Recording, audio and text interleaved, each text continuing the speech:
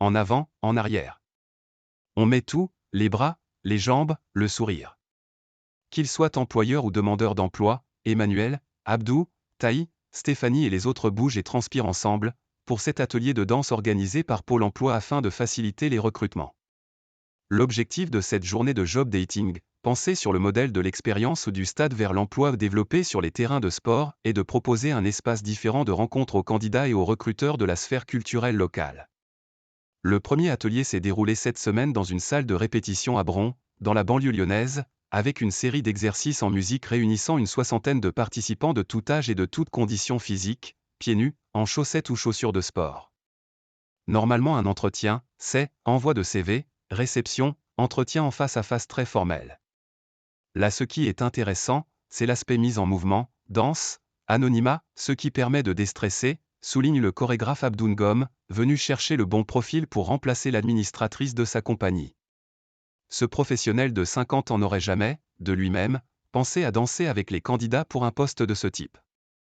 Mais il se dit prêt à réitérer l'expérience car il a constaté que l'approche corporelle permet de détecter des aptitudes et apporte une sensibilité différente, avec, selon lui, un effet miroir entre l'engagement corporel et l'engagement au travail. Le but des organisateurs était justement de proposer autre chose que des entretiens de recrutement traditionnels, avec un prisme fort sur le savoir-être, très regardé dans le processus d'embauche, explique Sabine Danquini, directrice de l'agence régionale Pôle emploi Seine et Images.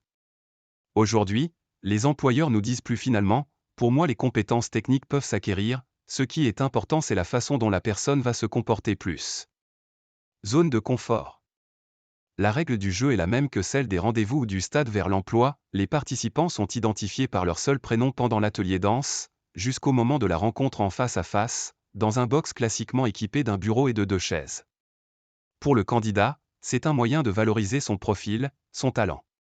Pour l'entreprise, c'est un moyen d'aller repérer des personnes qui pourraient tout à fait intégrer un poste, explique Sabine Danquini. Certains employeurs étaient un peu frileux et il a fallu les convaincre, leur démontrer que l'atelier offre des indices d'aptitude type communication, leadership, prise de décision, réactivité, adaptabilité, détaille cette ancienne danseuse de 54 ans, en poste depuis la création en 2010 de l'antenne spécialisée sur la culture. La séquence dansée, composée de mouvements très simples, avec des figures guidées et de l'expression libre en groupe, en équipe ou en binôme, a été conçue par la compagnie de Mourad Merzouki, très tournée vers les nouveaux publics et les non-danseurs.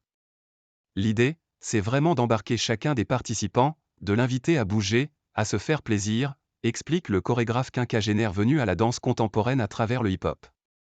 Le partenariat de la compagnie avec Pôle emploi permet de sortir de notre zone de confort et de se réinventer avec des projets autres que de la programmation de danse ou l'accueil des artistes. Et je crois qu'on est dans une société où il faut inventer des rendez-vous un peu inédits, dit-il. En recherche d'emploi, Kai Gerbi, 23 ans, est venu à Bron sur les conseils de sa conseillère et dit avoir réussi à se libérer pendant l'atelier de danse alors que dans un entretien, on est toujours un petit peu stressé, avec la boule au ventre face à l'employeur. Il y avait une belle énergie dans la salle, dit celui qui ne compte pas vraiment trouver ici l'emploi de ses rêves, assistant de mise en scène, mais se félicite de faire du réseau.